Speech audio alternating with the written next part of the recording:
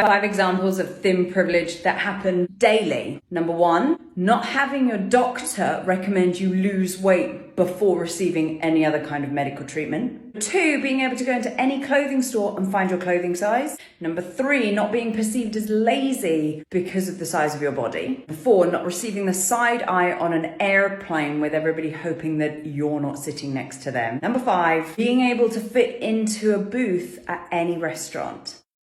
You know what is my least favorite part of living in a patriarchal society, which is exactly what the U.S. is?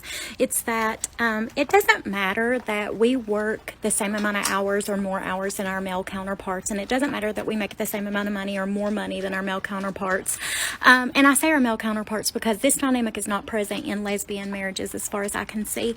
But y'all can educate me in the comments if I'm wrong on that part. But why is it that in heterosexual marriages, everything defaults to the woman? Why is that? For example, when your dishwasher breaks down, that because you have to spend your whole lunch on the phone trying to get the repairman to come because you had the good sense to get the extended warranty, because only one of us in this marriage ever gets the opportunity and ever has had the opportunity to opt out of adulting. And so then you schedule it on your day off so you can spend your whole day at home just waiting for him to come. Whose manager do I need to talk to about that? Because I'm sick of that shit yesterday. Let's talk about performative male allies, PMAs. All my life, I've worked with genuine male allies, not PMAs. So genuine male allies, they exist and they're wonderful human beings. But this app seems to be saturated with PMAs. Genuine male allies are not threatened by women and non-binary individuals. So they allocate their social power to point to us and help otherwise not listening people listen to women and non-binary experiences and voices. A cloud-chasing PMA, though, knows that using feminism and using our movement is a very effective way of securing female attention. Just think back to the times when you saw all the comments saying, "I love you, you are the hope for humanity," to a man saying something as basic as, "Men should do better." So a PMA will not point to women and non-binary individuals using his public platform, because he will equate that in his mind, women and non-binary individuals taking attention away from him. Never mind that we have been doing this work for decades, so we know how to talk about it in a trauma-informed educational way. Racism in football is a big problem. We have a massive problem with sexism in tech. The police have an issue with institutionalised misogyny and racism. But how do we solve all these things? Seems to me we could start by not talking about them as if they're contained to one industry. Take the word football, tech, the police out and be like, we have a problem in society with misogyny and racism. Let's start there. I'm probably gonna make some of the allies mad with this one. A lot of y'all that have BLM in your bios are not really allies, because your support and allyship is contingent on the validation you get from other white people. And the moment a black person or brown person holds you accountable to the harm that you continuously do to the black and brown communities, you get upset and throw a temper tantrum. And your white entitlement really shows. And that's when you start throwing in our face all of the things that you have done for BLM. Meanwhile, you're so focused on BLM being an organization and not a movement. I cringe. Yes, when Marianne Williamson said, passionate, free-thinking women are rarely accepted by patriarchal society because passionate, free-thinking women raise passionate, free-thinking children. And those passionate, free-thinking children grow up to be passionate, free-thinking adults. And passionate, free-thinking adults are very difficult to manipulate and almost impossible to control. Let that one sink in.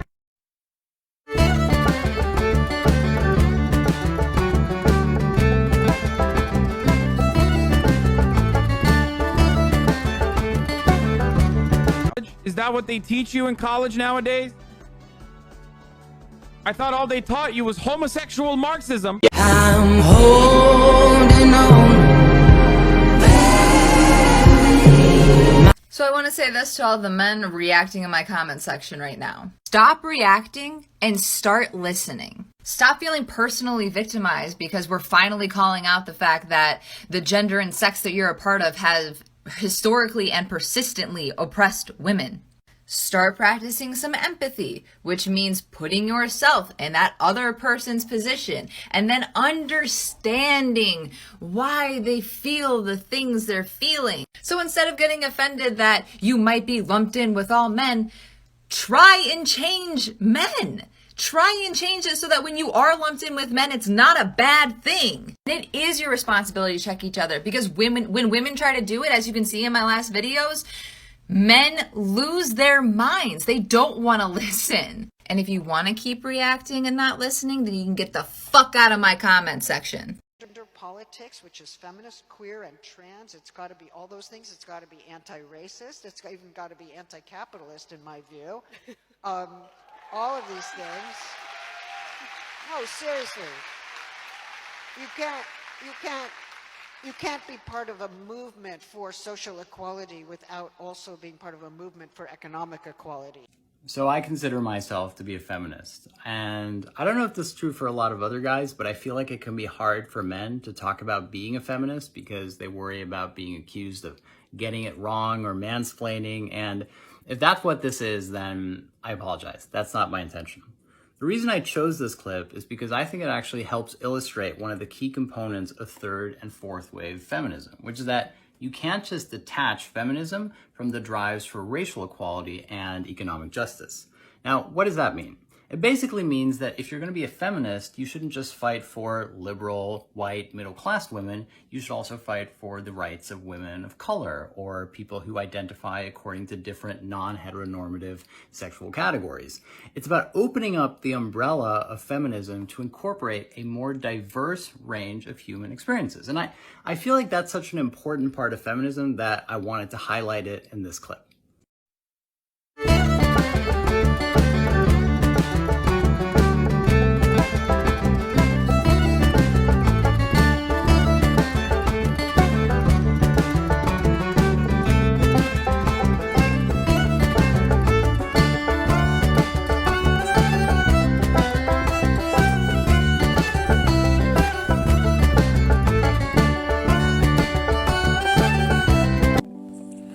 Whenever I see comments like this, it breaks my heart sometimes because it's like, wow, like people don't get love. Like when we're talking about this stuff, especially when it comes to home care things or like Mr. Fix-It things, I hate that stuff.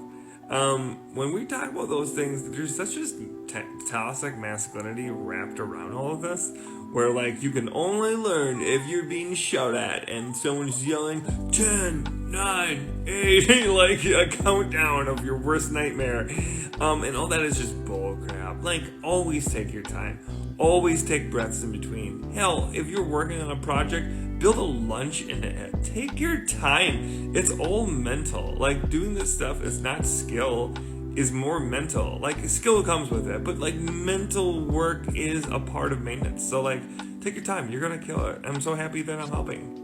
This is a great example why the problem isn't just like white liberal feminism. Intersectionality, just like critical race theory, where theories are created in response to the failures of liberalism in delivering the promises of like equality, liberty, and justice for all. But also, you know, this is the beauty of feminism. People can have different opinions and that's okay. I just wanted to throw my hat in the ring.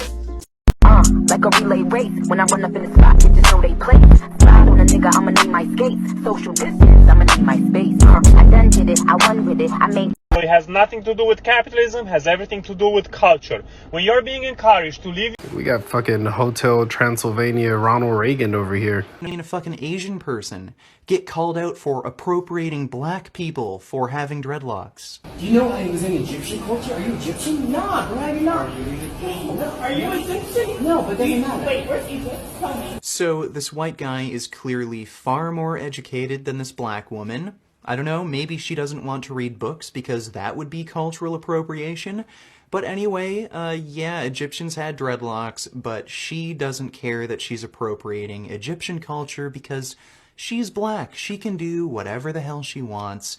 It's white people who have to be put under control and told what not to wear, dress, what music they can listen to, so on. So these people who are arguing about cultural appropriation, their logic is internally inconsistent, and that's because it's racist. It's just meant to attack white people. And as this dumb bitch is attacking this white guy for wearing dreads, she's wearing... Can I hear a little commotion for the dress? A little bit? Now let's hear it for the back of the dress.